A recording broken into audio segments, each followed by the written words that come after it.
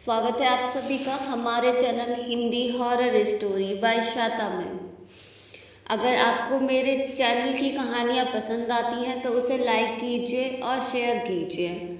अगर आप चैनल पर नए हैं तो मेरे चैनल को सब्सक्राइब कीजिए और शेयर कीजिए अपने दोस्तों के साथ। आज की कहानी जिन्होंने भेजी है उन्होंने अपना नाम और जगह बताने से मना किया हुआ है, तो सीधे सीधे कहानी पे आते हैं। मेरे पिताजी जरी मशीन चलाते थे। उनकी ड्यूटी एक हफ्ते दिन और एक हफ्ते रात को हुआ करती थी। एक दिन जब पापा की रात को ड्यूटी थी तो वो शाम 7 बजे घर से चले गए। नाइट ड्यूटी में पापा शाम 7 बजे जाते और सुबह 9 बजे घर आते थे। पापा जहाँ काम करते थे वहाँ घर से जाने के लिए 2 रास्ते थे। एक रास्ता लंबा था और काफ़ी टाइम लगता था और वो रास्ता भी ठीक था, थोड़ी बहुत भीड़ भाड़ होती थी। और दूसरा रास्ता छोटा था और बहुत ही खराब था, पर उस रास्ते से जाने के लिए सभी मना करते थे। लेकिन कभी कभी लोग उसी रास्ते को आते जाते थे दिन में, क्योंकि वो रास्ता काफ़ी छोटा था। जिस रास्ते में एक कब्रिस्तान भी पड़ता था, उस कब्रिस्तान के चारों तरफ 4 दीवारियां थी, फिर भी लोग उधर से जाने आने में डरते थे। एक दिन जब पापा नाइट ड्यूटी पर चले गए तो हम सब खा पी कर सो गए। रात को 1 बजे के तकरीबन अचानक दरवाजे पर जोर जोर से दस्तक हुई। दादी ने दरवाजा खोला। बाहर देखा तो पापा खड़े थे। पापा बिल्कुल रो रहे थे और घबराए हुए से थे। उन्होंने बोला, अम्मा मेरी जान बचा लो वरना मुझे मार देगा। दादी ने बोला, क्या हुआ, ऐसे क्यों बोल रहे हो? आओ अंदर आओ।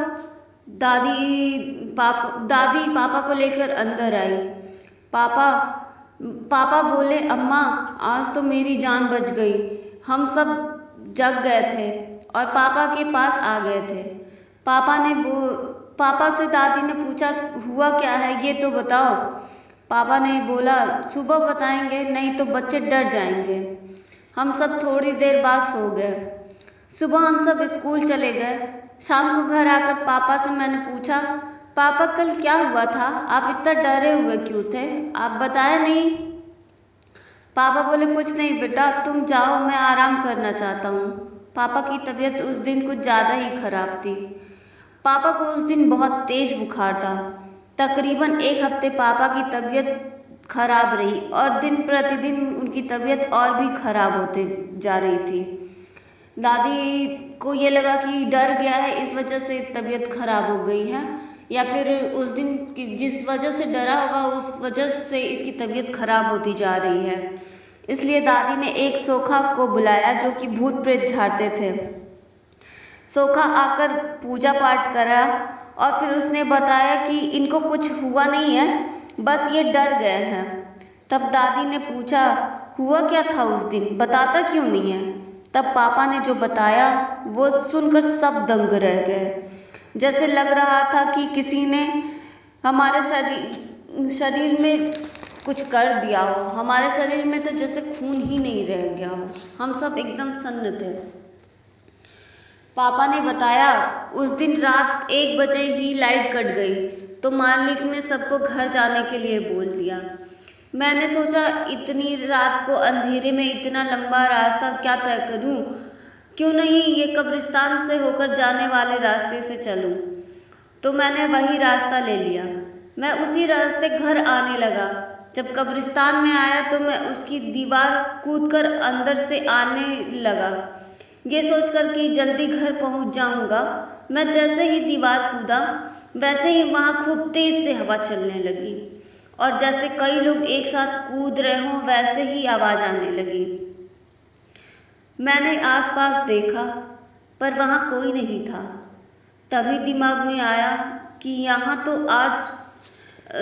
तो आसपास कोई पेड़ भी नहीं है, फिर इतनी तेज हवा कैसे चलने लगी।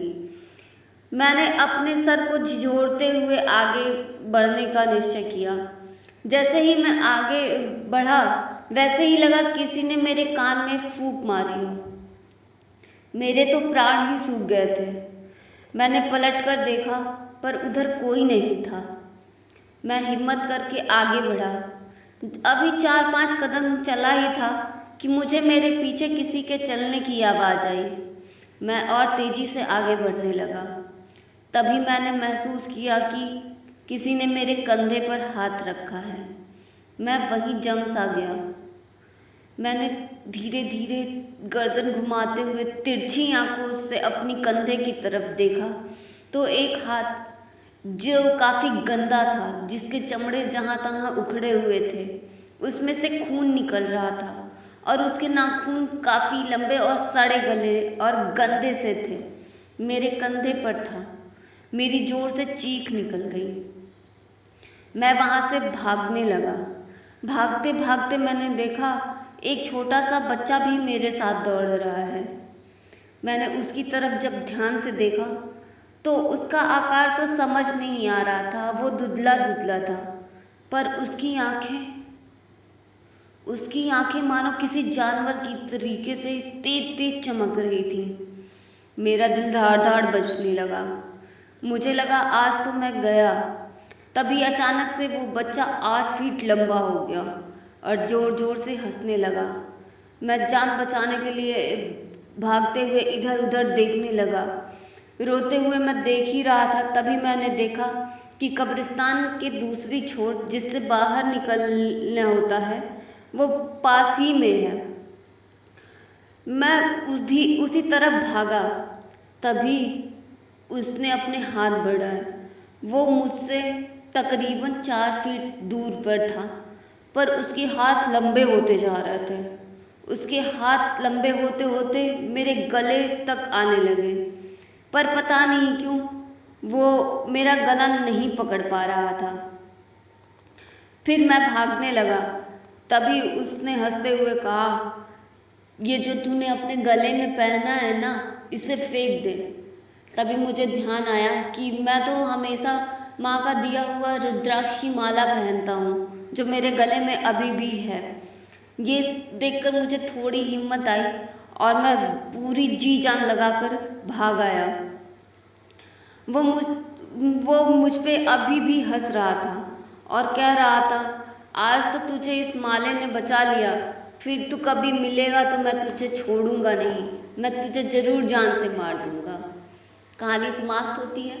अगर आपको कहानी पसंद आए तो लाइक कीजिए, कमेंट कीजिए और शेयर कीजिए। Thank you.